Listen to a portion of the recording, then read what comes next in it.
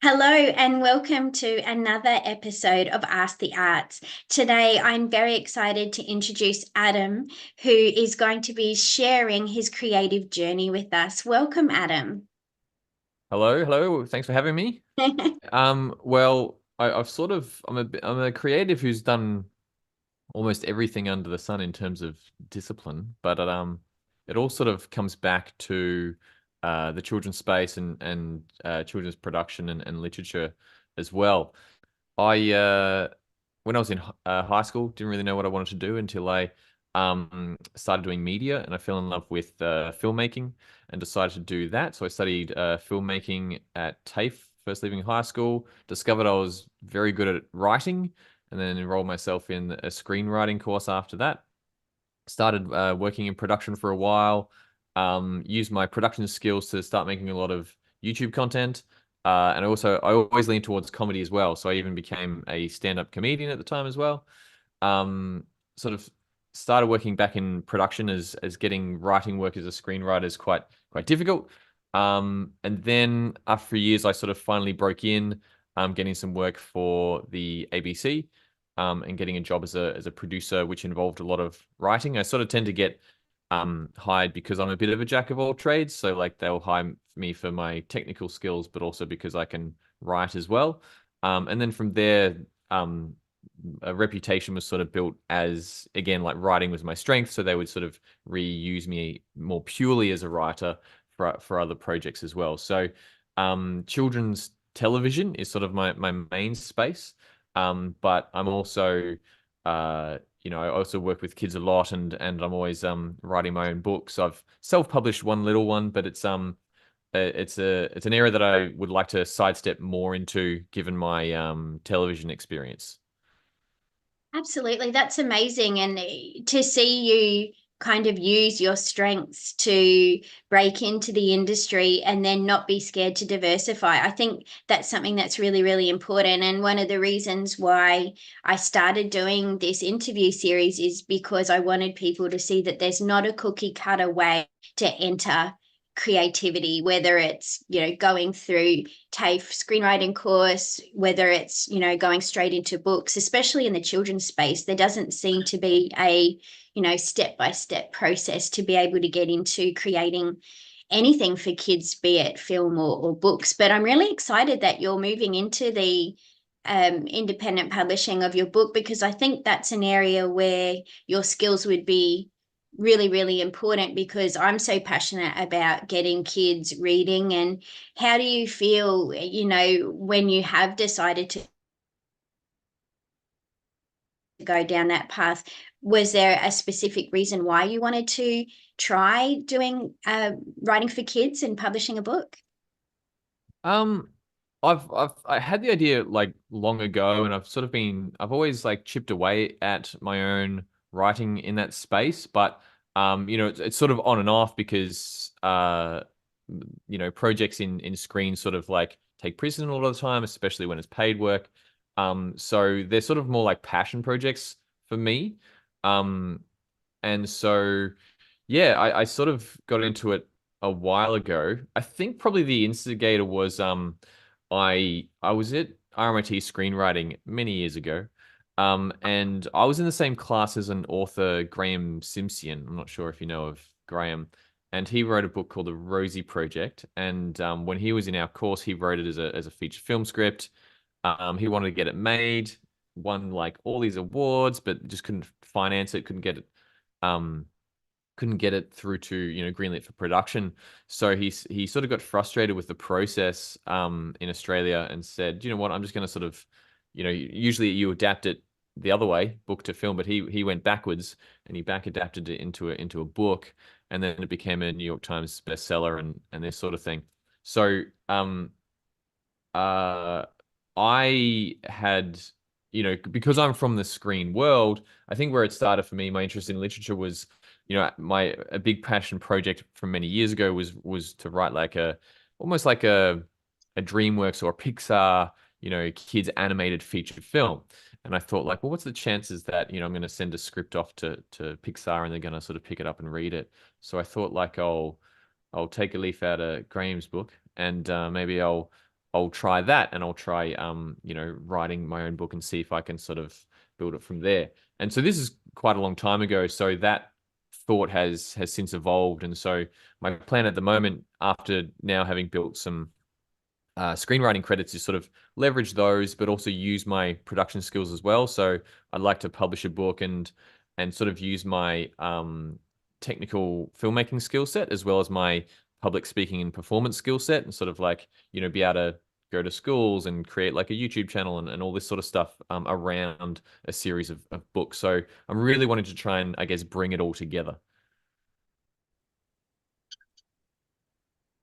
Oh, that's incredible. And there is such a trend at the moment of books being turned into film that, we have so many production companies like Reese Witherspoon's company that has a book club associated with her film production company and is always on the lookout for books. So I think, there is a possibility now as an author that you need to write. It doesn't matter what you write, whether you write for kids or adults or sometimes even nonfiction, that you need to kind of have it in the back of your head that is this transferable to film. Would you agree? Yeah, I mean, it's the way I think anyway. Like, I don't, well, actually, maybe not. I think it depends on the project for me. So for me, like the books that I'm working on at the moment, like I envision them as scripts. So even when I'm writing them as books, I sort of they're very visual. Like it has a lot of illustrations in them. They're sort of primary age kids chapter books. So they're very visual, but you can tell that you could probably tell that I'm a screenwriter just from reading them. Whereas other projects, like the self-published book that I did, wasn't sort of that heavy on story. It was sort of a character thing, and maybe it could be adapted into something, but it wasn't sort of part of my mind at the time. So it probably depends on the project, but at the same time, it's an important thing to just keep in mind too. Like I wouldn't sort of suggest like, you know write a book because you think it might be adapted one day. I think your passion should be the main driving force. But you never know. I think like once you finish your creative works, um, and you're done with it, then that's I think the stage where you can sort of start to think, okay, what else can I do with this? Yeah. Yeah, that's great advice. So, with all of your many talents and all of the things that you've done over the years, what's your favorite way to be creative? Oh, it probably is just writing. Uh I love planning. Like I'm big on structure, and that is very like I think that's sort of reinforced by being a screenwriter, because screenwriting is way more about structure than if you're writing books, I find. So I just love the planning, the world building, all that sort of stuff. Uh I think I'd like to get I would love to sort of be able to illustrate more, because I like to illustrate my own books as well. And it's one of those things that I sort of just don't have time for these days to sort of like, I guess, play in illustration. I more to sort of just do it for a purpose. So I'd love to get to a point where, like, especially with these books, where I can sort of have more illustration balance in my everyday, if that makes sense. Because I think writing for me is one of those processes. I'm sure a lot of other people are similar, where I might you hit roadblocks, you figure stuff out. Sometimes motivation might be lacking and you're trying to sort of overcome those hurdles.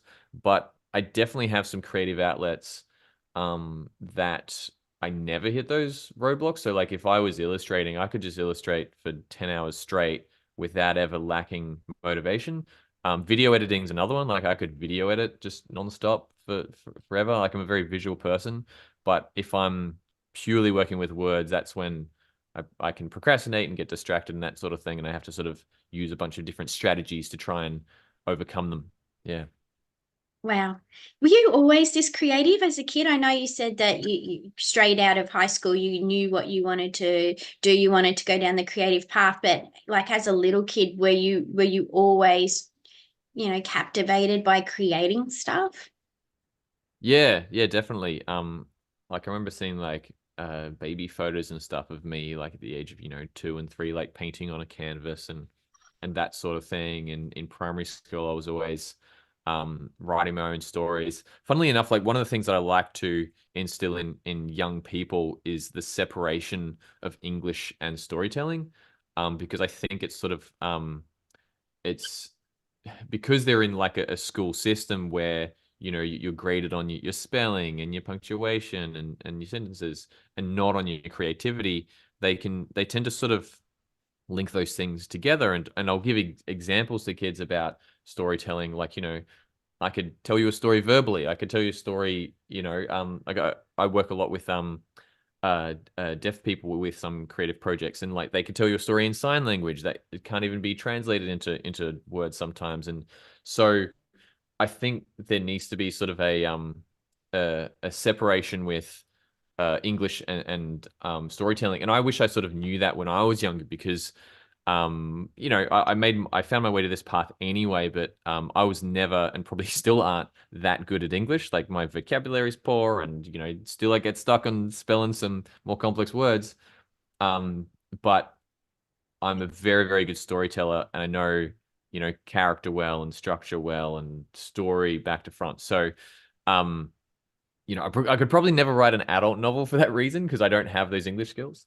Maybe that's why I gravitate more towards kid stuff, because it's more around my own ability. But going through primary school and high school and just never, always being told that you're not that good at English, um, most people it sort of turns them in the other direction. And I was always strong at maths and sciences, and that's the what I was expected to go into.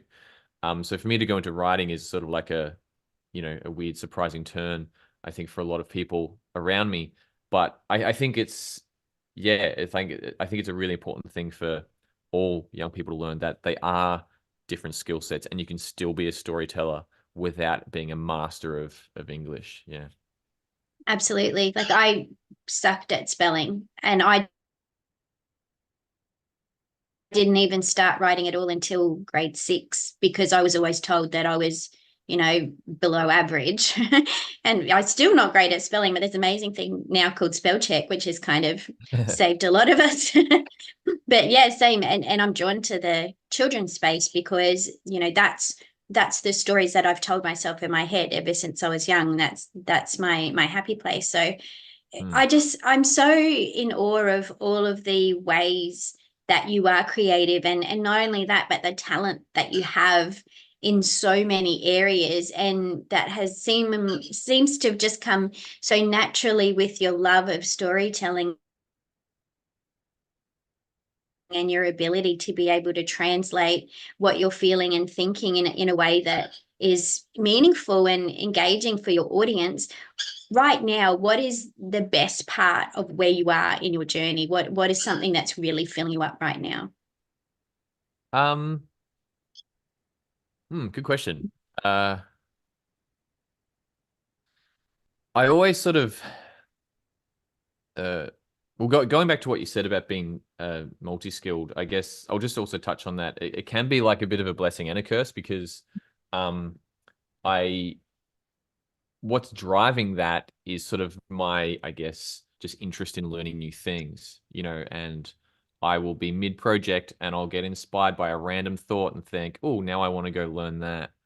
And it can be a great thing, because I'm quite useful to a lot of people when, like I worked on a TV show last year before now. Um, and it was sort of like a lower budget show, and it's like, okay, we need to hire 4 or 5 people that we can't afford. Okay, well, let's just hire Adam and he can do all of them. And so I'm sort of very useful in that regard, because I'm sort of like a very malleable shape to fit any sort of hole. So I'm useful in that sense. But it's a curse with the whole the interest thing. Like I can sort of jump between, and I have jumped between disciplines a lot, so I've sort of come full circle back to where I am now. um but it's very easy for me to sort of get distracted with learning a new thing, which can sort of like mean you don't get a lot of projects finished and that sort of stuff. I call it career ADHD. Like I just sort of like just jump between things. I don't have ADHD, is just what I call it. Um, I just sort of jump between things. I get distracted easily. So whenever I'm sort of trying to maintain a drive, it's usually pretty planned with that in mind. Like I know I do that, so I have to sort of put some safeguards in place so that I don't do it. That I have to the book that I'm working on at the moment, I have to get that finished. So I have a rule where I call it my A B rule, where my I have an A project, and that's what I'm the main thing I'm working on. And then I have a B project, and that's the one that's like sort of spare time when I get a free hour here or there, and I'm not allowed to do any other ones until they're finished. They can change, like when jobs come up, like a job will sort of go in the position of the A project. But like right now, my B project is that book, and the A is work that sort of just slots into that spot. So um for me, yeah, the drive is sort of like all planning, but the passion is a huge part of that. So that B project being the book that I'm working on, like I'm finding myself getting through it quite quickly because I always want to work on it. Like it's always just really fun to work on, and I'm always trying to find time to carve out that I can apply myself to it. So yeah, it's very calculated, but there's a passion element there as well. And is that the hardest thing for you? Is it that you have got just so many things that you can do and so many projects that you want to work on? Is that the hardest thing, or is there something else that seems to be the biggest barrier for you at the moment? Um, It probably is that. It's probably just time in general. Like, just life gets in the way of a lot of things. But I really nerd out on this stuff. So I don't know if you know, like I run a group for creative people called Create Mates, and the whole point of it is I sort of help people get past whatever they're struggling with in spending time on their creativity. So, like, we meet up every Thursday, and we sort of all it is just time to work on the project because sometimes that's all people need is just like a time and a place. So, we just sort of meet up on Zoom and get our stuff done. But I also talk about a lot about strategies that are going to help people get past whatever may be affecting them. And so, for me, I think and for a lot of people, I think it's life, but that looks different for every single person. So, yes, my struggles are always like project hopping, but I've used a strategy for that for probably many years now, which helps me.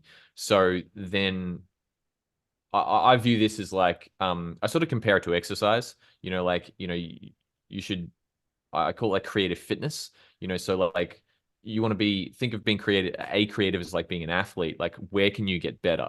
Because when it's exercise, you can improve your diet. You can just sort of improve your cardio ability. You can improve this. You can improve that. So there's lots of little aspects. So I'm always looking for those and going, okay, how can I get more out of myself? And it might be coming up with a way to overcome procrastinating, or it might be to boost your when you sit down to actually come up with stuff like and you nothing's sort of coming out, what are you going to do to try and like boost the creative inspiration in that moment? So it's individual to everyone because everyone might have different challenges, and then those strategies are going to be very individualistic as well. So I think it's all about sort of creating a set of protocols and tools and things like that are specifically designed around you. So yeah, what I struggle with is always, I guess, changes, but if you asked me 6 months ago, it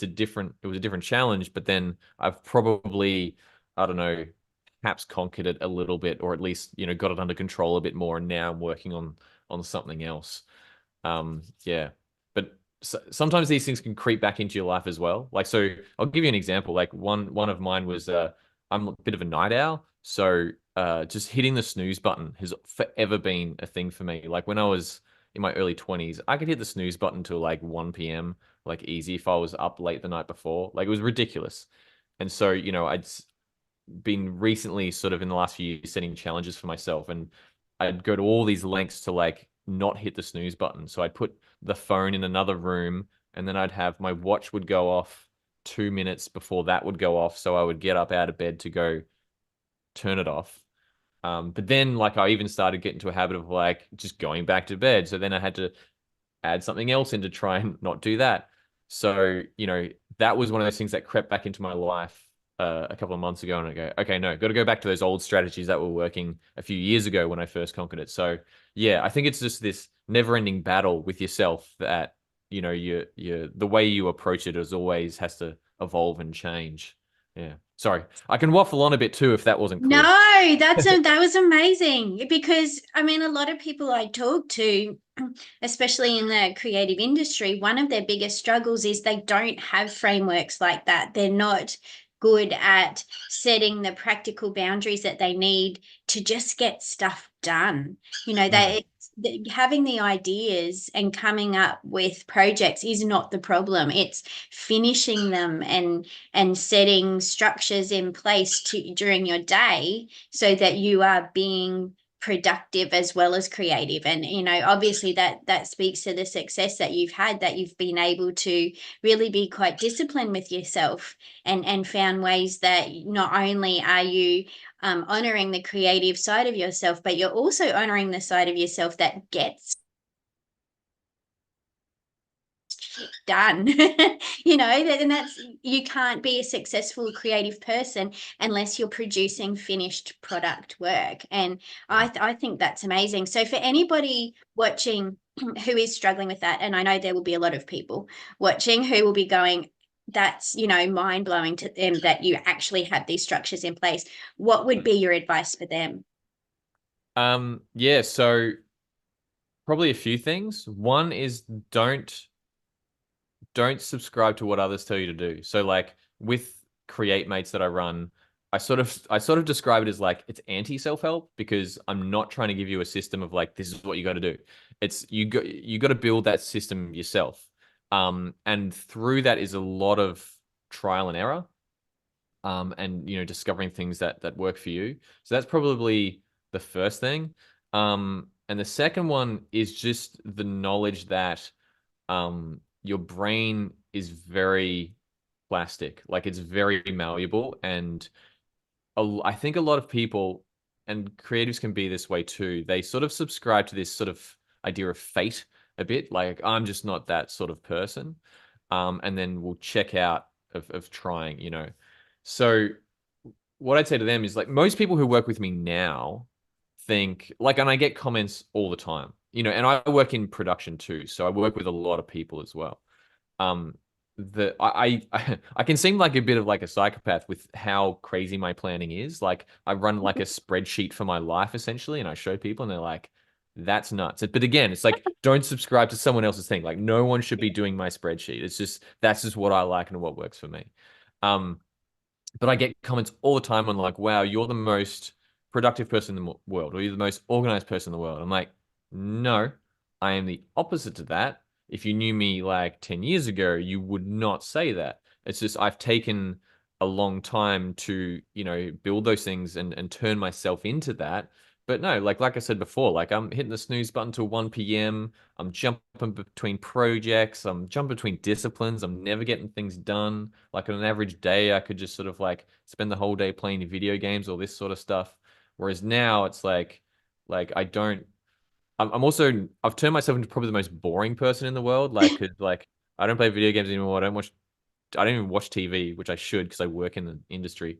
Um, I eat super healthily, I exercise. So all these things like I never did before. It's just like I've slowly transformed myself into that. So just the knowledge that you can get better at almost anything, I think is the most important thing. Because yeah, a lot of friends of mine, like they'll sort of give up without before they even start trying. And I think and it's hard as well because you got to fail a lot before anything sort of clicks in as sort of like like a permanent quality or habit to yourself or whatever you're striving to do. So you sort of have to keep failing and getting back on the horse over and over again until eventually it'll sort of click and you'll start, you know, reaping the benefits of that change. Yeah.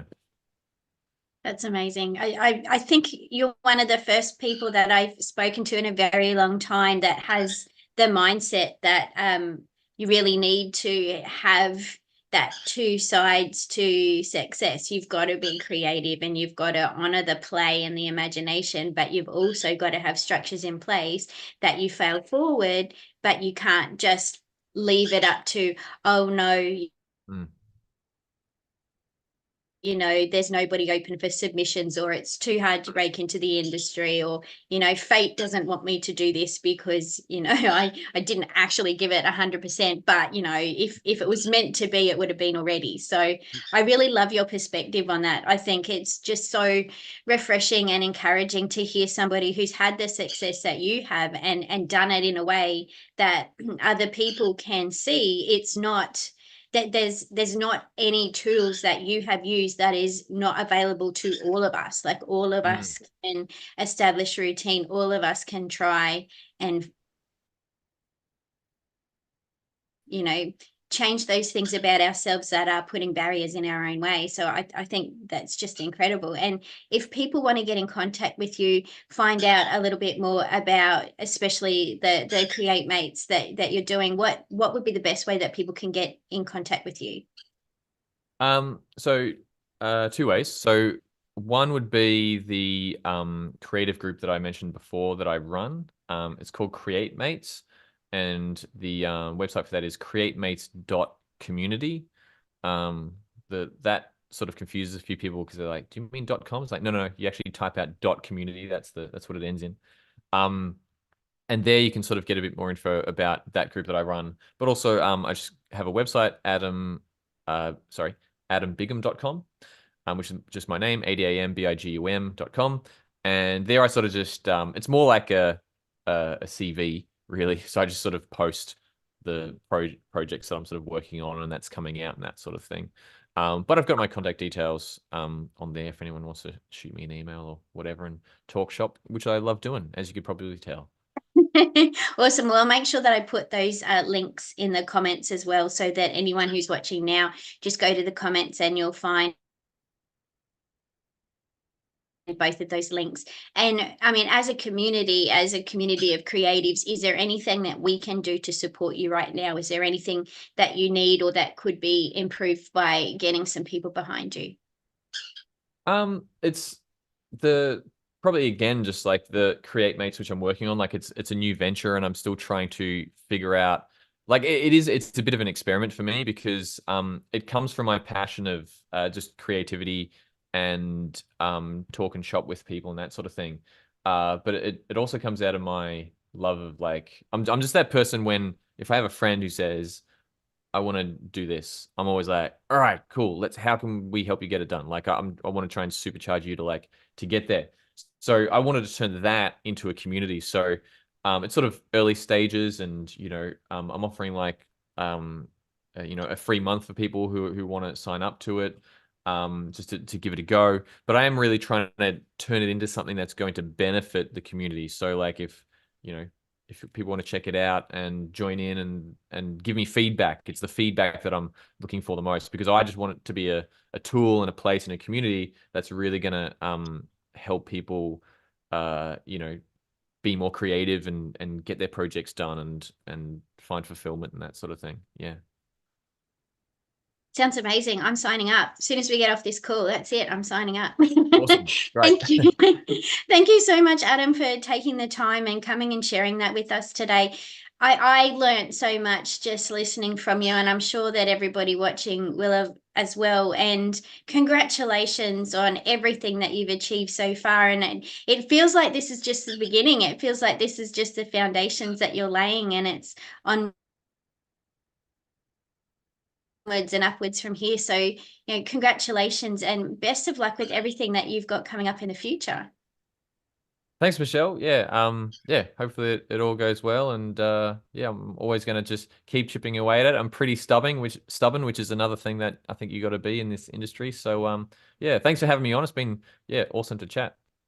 Awesome. Well, thank you so much, Adam. And if you'd like to get in contact with Adam, make sure you go to the comments where you'll have a link to Create Mates, the community that he's building, and also his website so that you can keep a track of everything that he's been up to. And we will see you on another episode of Ask the Arts.